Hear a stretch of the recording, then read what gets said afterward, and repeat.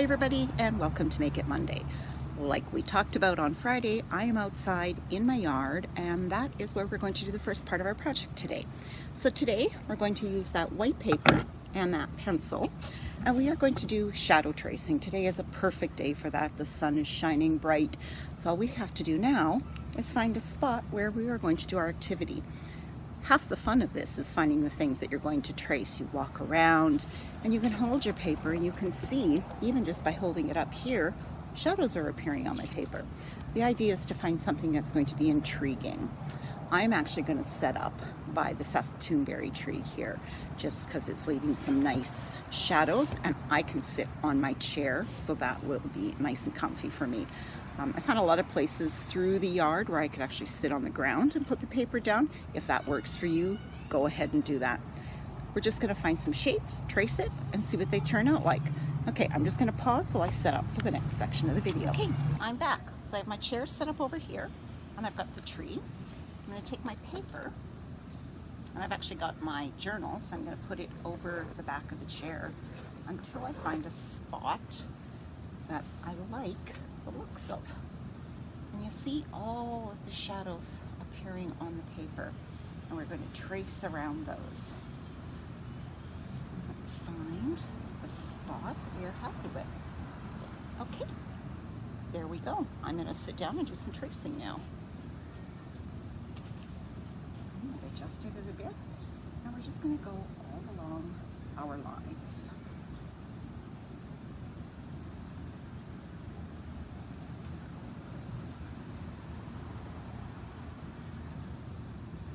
And it creates the most incredible patterns.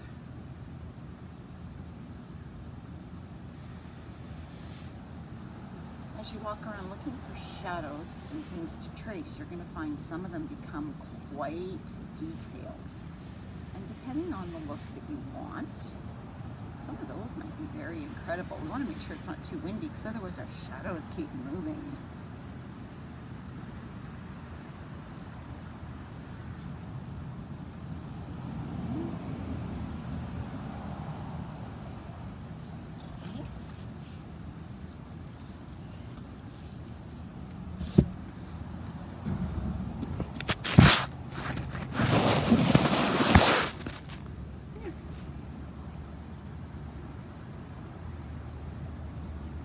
Okay, I'm going to set up in another area and we're going to do another one. Okay, so just set up at my table. I've got a piece of grass and I've set my journal in behind, and it's making fabulous shadows on there. So I'm just going to see if I can trace those quickly, and that'll be just a little bit different type of pattern. I like the simplicity of this one and the straight lines. That's going to make a beautiful, beautiful shadow print.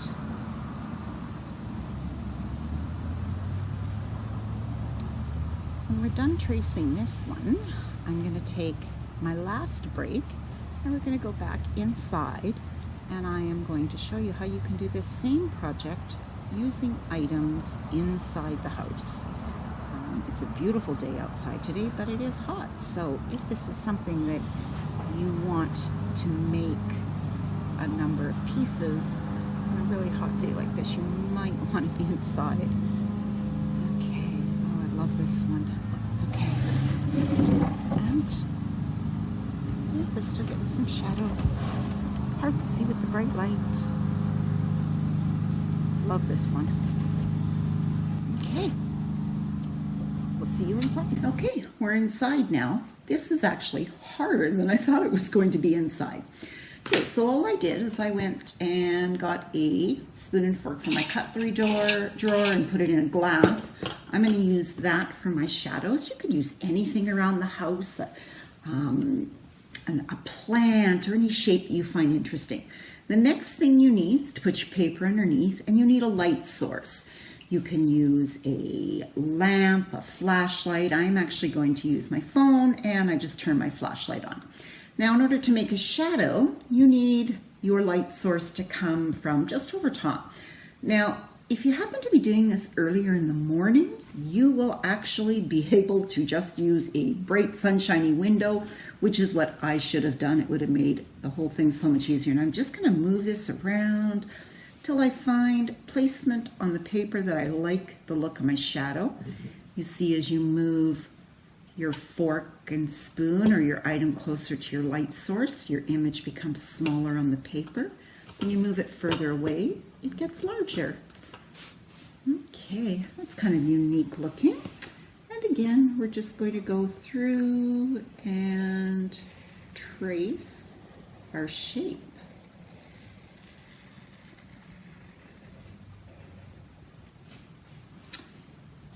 Now with this one, you can actually, a little bit of a wiggly hand here.